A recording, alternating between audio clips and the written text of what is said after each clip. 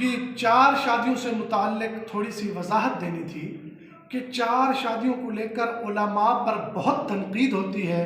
اب مفتی طارق مسعود صاحب اس سلسلے میں بہت مشہور ہیں، اب ان کا کوئی کلپ آ جائے یا ان کا تذکرہ آ جائے تو لوگ کہتے ہیں جی وہ 4 شادیوں والے۔ اب مجھ سے بھی ایک سوال ہوا ٹک ٹاک پر کہ آپ جو ہے نا کیا 4 شادیوں کے حمایتی ہیں؟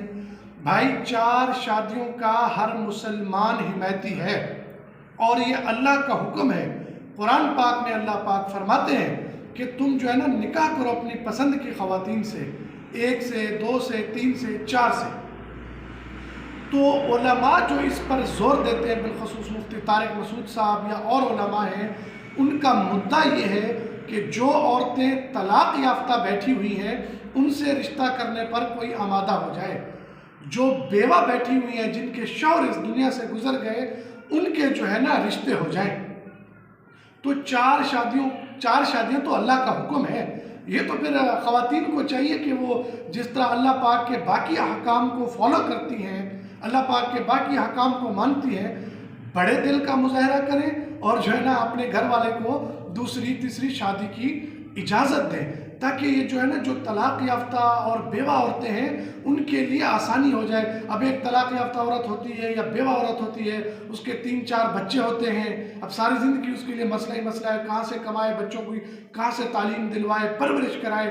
تو جب ظاہر سی بات ہے دوسرے یا تیسرے نکاح پر اس کی شادی ہو جائے گی، اس کا بھی جو ہے نا کام زندگی گزارنے کا آسان ہو جائے گا، بچوں کی تعلیم اور پرورش میں بھی آسانی ہو جائے گی۔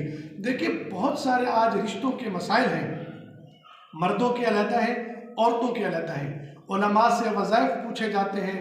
اس کا ایک حل یہ بھی ہے عورتیں اپنے حقوق میں کمی کریں۔ آج بہت دیکھا جاتا ہے جی، بڑا گھر دیکھا جاتا ہے جی، بڑی گاڑی دیکھی جاتی ہے، ذات پات حسب نسب دیکھا جاتا ہے، آخر میں آ کے کہا جاتا ہے بس جی الحمدللہ بن گیا جی، رشتے تو آسمانوں پر بنتے ہیں۔ بھائی یہ بات دیکھنی ہے تو پھر جو آئے پہلے آپ دیکھیں شریف انسان ہے، مسلمان ہے، اسلام کو فالو کر رہے ہیں، اللہ کا نام لے کے کر دیں۔ اب ساری چیزوں کی چھان بین کر کے آپ جو ہے نا آخر میں کہیں جی رشتے آسمانوں پر بنتے ہیں۔ تو اس لیے جو عورتیں بڑی عمر کی ہیں، جن کو رشتوں کے مسائل ہیں، تو وہ حقوق کو معاف کر دیں۔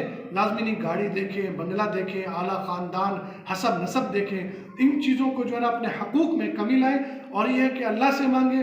قرآن پاک میں سورہ قاف کی پہلی آیت ہے قاف والقرآن المجید، 40 دن تک اس کی ایک تسبیح روزانہ پڑھیں، انشاءاللہ جو رشتوں کے مسائل ہیں اللہ پاک حل فرما دیں گے۔ وآخر دعوانا ان الحمدللہ۔